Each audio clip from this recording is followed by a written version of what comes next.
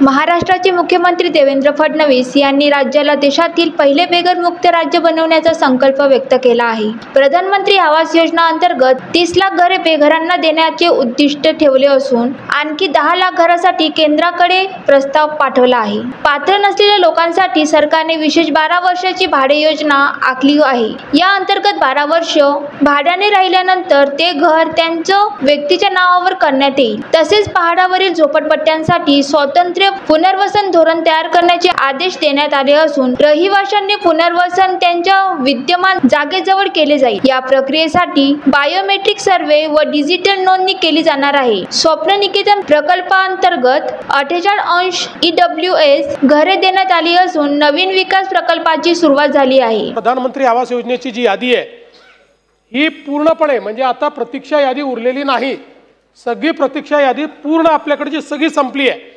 याच्या व्यतिरिक्त आता केंद्र सरकारने आपल्याला ही परवानगी दिली नव्याने सर्वेक्षण करण्याची, म्हणजे ज्यांची नावं सुटली होती त्यांचंही सर्वेक्षण करण्याची। आपल्याला ते सर्वेक्षणही आता आपलं या महिन्यात मला वाटतं संपतं आहे, त्यामुळे ती यादी तयार झाली की पुन्हा आपण नव्याने त्यांना त्या ठिकाणी पैसे मागणार आहोत। आणि म्हणून मला असं वाटतं की आता कुठलाच समाज हा सुटेल अशा प्रकारची परिस्थिती नाही। आता ज्यांना आपण हे घरं दिलेले आहेत त्यांना मोफत रेती देण्याकरता त्यांच्या घरी टिपी आपण नेऊन देतोय। ही सगळी घरं ही पहिल्या दिवशीपासून सोलर घरं असली पाहिजे।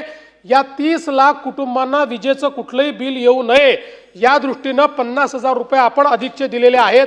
त्यामुळे मला असं वाटतं की एक प्रकारे देशामध्ये महाराष्ट्राचं एक नवीन मॉडेल बेघरमुक्त महाराष्ट्राचं आपण तयार करतो। Vidarbha city news, Amravati.